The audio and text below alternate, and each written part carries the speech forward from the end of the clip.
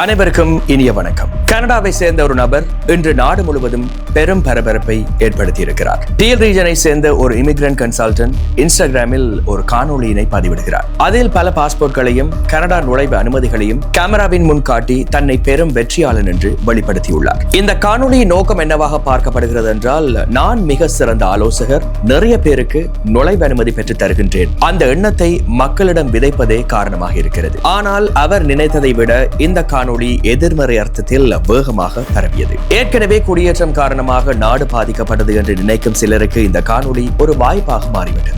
மக்கள் சொன்ன முதல் உண்மை என்னவாகிறது என்றால், இந்த வகை ஆலோசகர்கள் கனடாவை பொலிவான கனவுலகமாக காட்டுவதால் தான் பல இளைஞர்கள் ஏமாந்து இங்கு வந்து கஷ்டப்படுகிறார்கள். இரண்டாவதாக, நுழைவு அனுமதி வழங்கும் அதிகாரம் அரசிடம்தான் இருக்கிறது, ஒரு ஆலோசகரிடம் இல்லை என்று கூறுகிறார்கள். அனைவருக்கும் நிச்சயம் அனுமதி பெற்று தருவேன் என்று கூறினால் அதில் சந்தேகம் எழுவது இயல்புதானே. மிக முக்கியமாக இந்த காணொளியை மட்டும் வைத்து அந்த நபர் சட்டவிரோத செயல்களில் ஈடுபட்டார் என்று கூறவே முடியாது. ஆனால் இந்த வகையான பெருமை வெளிப்பாடுகள் மக்களை தவறாக வழிநடத்தும் என்பது உண்மையாக இருக்கிறது. அதனால்தான் மக்கள் கேட்கிறார்கள், அவர் உண்மையில் அங்கீகரிக்கப்பட்ட குடியேற்ற ஆலோசகரா என்பதை முதலில் உறுதிப்படுத்துங்கள் என்று கூறுகிறார்கள். வெளிநாடு செல்வது ஒரு கனவாக இருக்கலாம், ஆனால் அந்த கனவு ஏமாற்றமாக மாறக்கூடாது. ஒரு வீடியோ வைரல் ஆகலாம், ஆனால் ஒரு ஸ்கேமிற்கு வைரல் ஆகாதீர்கள். இதை பிஹைண்ட் மீ சார்பாக நாங்கள் உங்களிடம் கேட்டுக்கொள்கின்றோம். திங்க், வெரிஃபை, தென் டிசைட்.